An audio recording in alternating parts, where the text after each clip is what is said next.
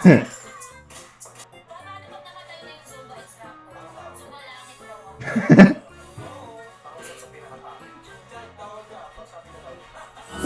bang maging love ang live stream? Love stream. Now stream.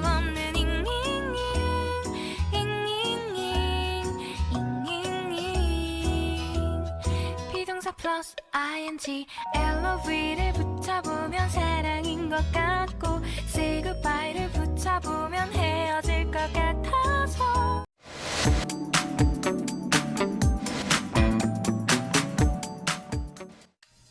Hi guys, my name is Z. Welcome back to my YouTube channel. Ano ba naman? So for today's video guys, may bagong content sa Prime ang ating Memevice ganda called LOL Last One Standing. Yes naman guys, we're gonna watch the full trailer ng kanyang bagong show, Screenplay. Ayan na. Meme. Pinagsama-sama namin kayo para sa isang misyon.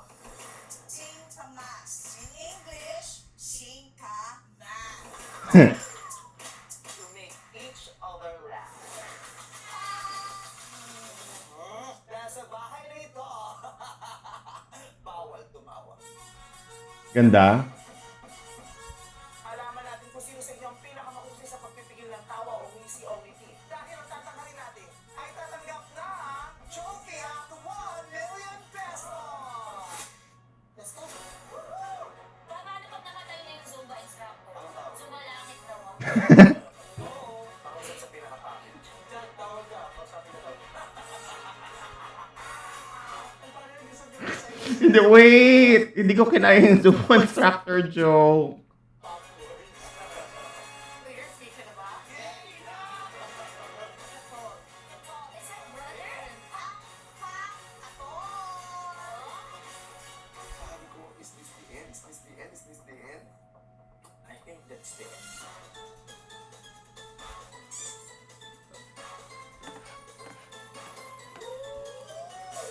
Ang hirap magpatawa nang hindi tumatawa. The clock is ticking! May winner na tayo! Guys, that is... Oh! Today's July 4! Guys! Ayan na nga guys, we watch naman din talaga ang ating Memevice ganda sa new show called LOL din talaga, no? So my reaction to this naman, nakita nyo naman, shocked din talaga ang Z Takeover, no? Kasi parang it's a symbol of the Avengers. Ang daming for my international viewers, ito na nga guys, so we're gonna be reacting in English pala. I forgot. So this show is combined with all these talented Filipino comedians. And if I'm not mistaken, LOL is a franchise. So there's there's a different version in other country. And now it hits the Philippines and hosted by the most phenomenal, unkabogable superstar, Vice Ganda. Her credibility, let me just tell you guys, let me flex about my meme, Vice Ganda. She is hold on, let me gather my thoughts. She is a box office superstar. She is the unkabogable din talagang superstar. Unkabogable meaning cannot be bothered.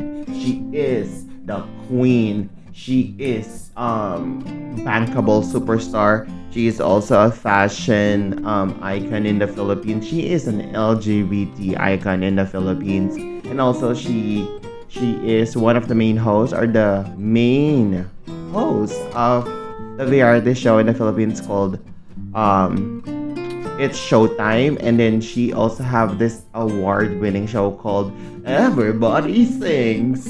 So they're very bankable. And then those cast members, it was so fast. I didn't really see everyone, but I saw Rufa May, one of her icon of comedy scene in the Philippines. We have Tuesday Vargas. She is our one of our favorite icon as well. Who else? Ted Guinness of Bex Battalion. We have Petite. I think I saw Petite. I saw gosh, what's her name? The one that like impersonate Chris Aquino. Oh gosh, I forgot. Tetay. Tetay is also there. I think yung sa Jowa Balls, and then yung sa theater guy, I forgot, oh God, I'm sorry, they're very, very popular, but I just don't remember names like that. I know them by characters. So, doon yung sa, the one that played, Jowa Balls, the one that played on the, I think dun sa one of the theater show or musical show, yung boyfriend niya in person, I forgot his name.